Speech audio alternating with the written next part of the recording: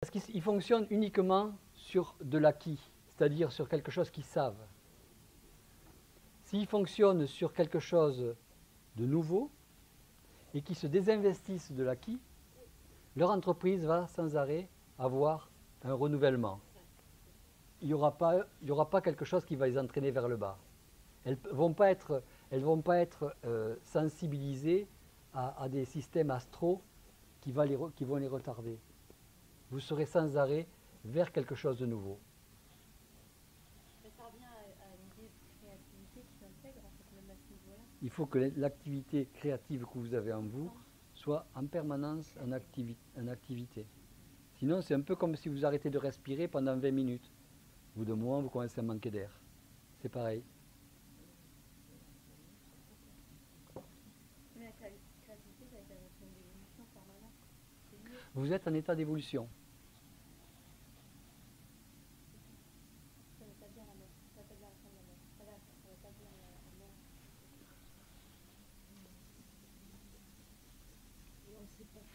Ils disent on peut pas arrêter la mort parce que on n'a pas prévu d'amener ce corps.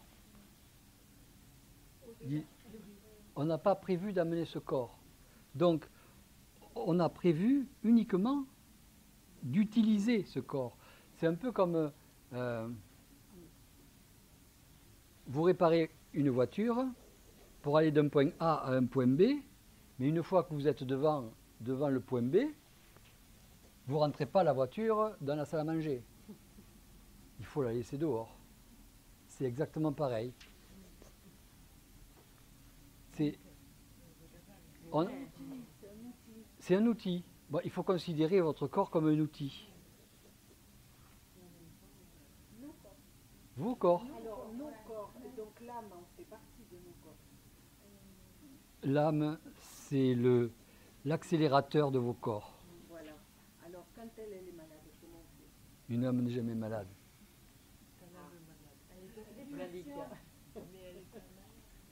Ouais, mais elle a quelque chose qui ne va pas. Quand elle a quelque chose qui ne va pas, l'âme. Alors, l'âme malade.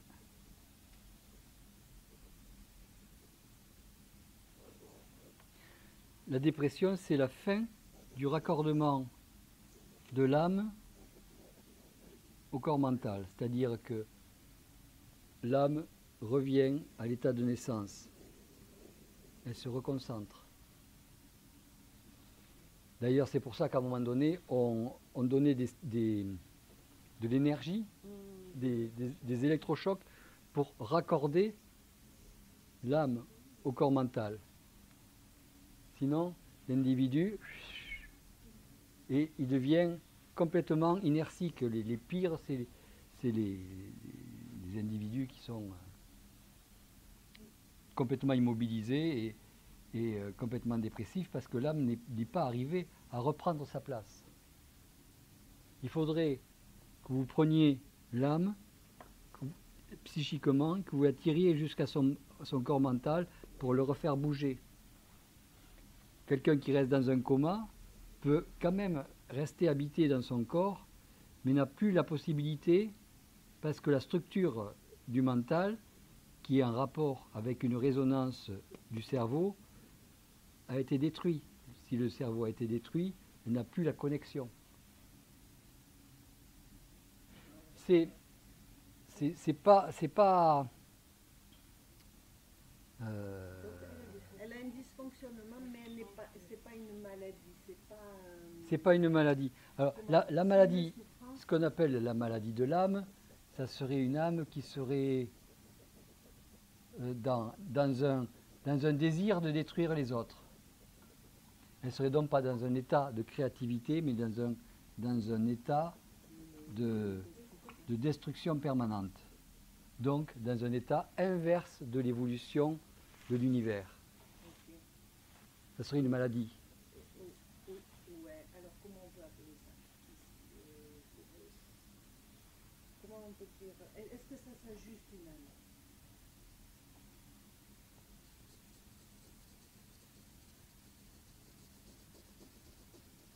On la modifie, on ne l'ajuste pas.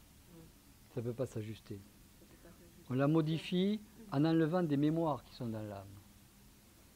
On la modifie en lui apportant de l'énergie. On la modifie en lui retirant des moyens. On la modifie en créant un nouveau programme. On la modifie en l'étirant entre deux autres âmes.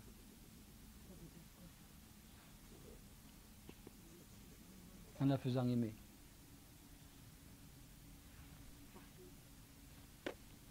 Vous tombez amoureux de quelqu'un. Et alors, est-ce que ça s'actualise La voiture de ta femme ou de ton haricot, de ton haricot, je sais pas, haricot, tes plantes. Ouais. Est-ce que, J'ai vu une fève, c'est pour ça parler d'haricot. est-ce que, Une graine, voilà, pas une fève. est-ce que une mémoire activée de l'âme, c'est une modification? Est-ce qu'une modification, non, est-ce qu'une mémoire activée, c'est-à-dire comme quelque chose qui remonte à la surface? Est-ce qu'un souvenir, c'est une modification de l'âme? Oui, le fait de l'activer, de le mettre en, comment dire, en souffrance de manière aiguë. Mais tous les souvenirs sont souffrants, Ok. Alors, est-ce que de l'activer? tous, sans exception. Du moment que c'est un souvenir, c'est que c'est souffrant. De continuer, de le soutenir. Même vos meilleurs souvenirs sont souffrants. Même les plus magnifiques sont souffrants. Si vous regardez bien, vous sentez toujours quelque chose au niveau cardiaque ou au niveau du cœur qui vous fait vous amener une sorte de mélancolie, ouais, d'amertume. Ou est-ce pas notre cœur?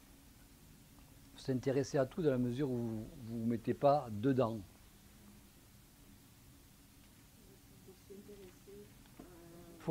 C'est intéressant parce que dans la mesure où vous avez une énergie qui est venue pour vous, on teste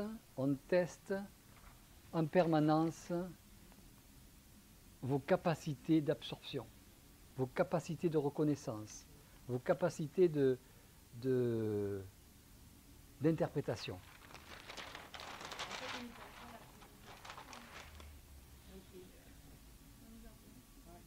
On nous apprend la communication avec vos corps, avec tous vos corps, c'est ça. On ne peut pas communiquer qu'avec le double, il faut communiquer avec tout, en fin de compte. Est-ce que toute énergie? Il faut savoir, non. Il faut savoir utiliser un corps, que ce soit votre corps physique, donc il faut savoir l'utiliser. Il faut savoir utiliser un corps mental, un corps astral, un corps magnétique, un corps... il faut tout savoir utiliser. Plus vous êtes souple, plus vous saurez utiliser quelque chose qui ressemble plus tard, quand vous irez ailleurs, à quelque chose qui ressemble à ça. Réaction, réaction, Oh. comme tu disais, si nous on sait l'utiliser, on va les contre si... Dans la mesure où on sait l'utiliser, on sait lui parler. Dans la mesure où on sait lui parler, on est dans le même plan que lui. Si vous voulez rencontrer des gens en dehors de cette planète, il va falloir leur parler et être dans le même plan qu'eux. Sinon, vous allez être soit écarté, soit pas considéré.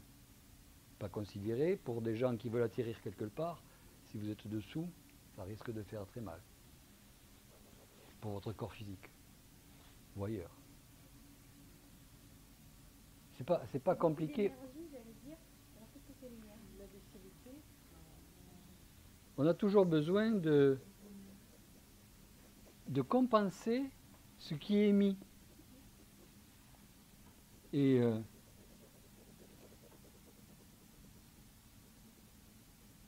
l'énergie permet de réguler cette communication.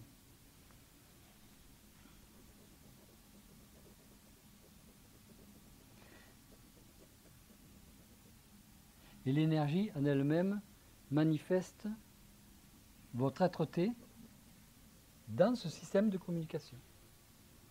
C'est pour ici, pour vue sur la planète.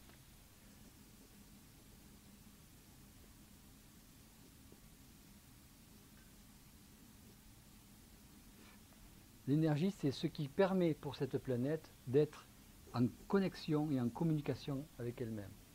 Ce qui vous permet de rencontrer les gens. Et donc l'énergie électrique, c'est une part de l'énergie, et c'est un rapport avec la matière.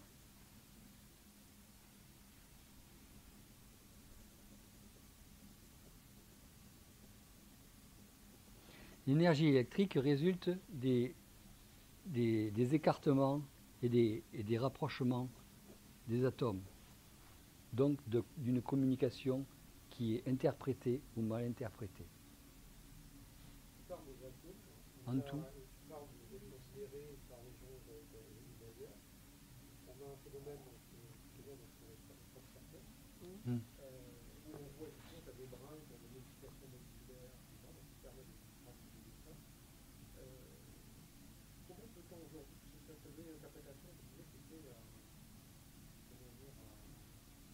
Un marquage sur les parties. Est-ce qu'il y aurait pas une double interprétation, genre un langage avec les deux, ou un domaine de forme, ou autre chose?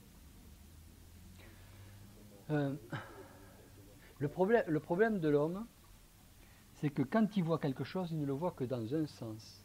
C'est pas parce que quelque chose doit être un repérage que c'est forcément les.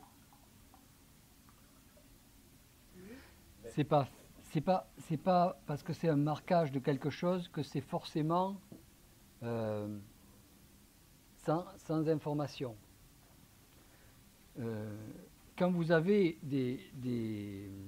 comment on appelle ça, ces étoiles des pulsars, qui sont les informateurs de l'univers sur les nouvelles technologies, c'est pas parce que ça pulse et que ça donne une information électrique que cette information électrique n'a pas de correspondance ou de signification.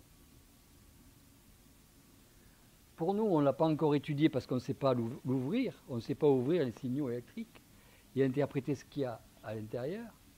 Mais si vous voyez un crop circle, je vous déconseille d'y rester dessus. Que ça signifie quelque chose pour les individus qui passent au-dessus ou pour nous, c'est pas, comment dire, c'est pas en opposition. Mais il faut arrêter de penser qu'une chose n'a qu'un plan. Un objet a toujours une signification pour celui qui est dans le plan qui le lit. Attention, c'est important ça. Ce qui veut dire que si quelqu'un d'astral passe par là, qui va le lire, il va connaître la signification de ce qui est marqué. Quelqu'un de mental passe par là, va le lire, va connaître la signification qui est apportée. Quelqu'un d'électrique ou de magnétique va le lire, va connaître l'interprétation qui est apportée. C'est pour ça que ça a toujours une résonance physique, magnétique, électromagnétique, tout ce que vous voulez, tout ce que vous connaissez, tout ce que nous on connaît, ça a l'interprétation.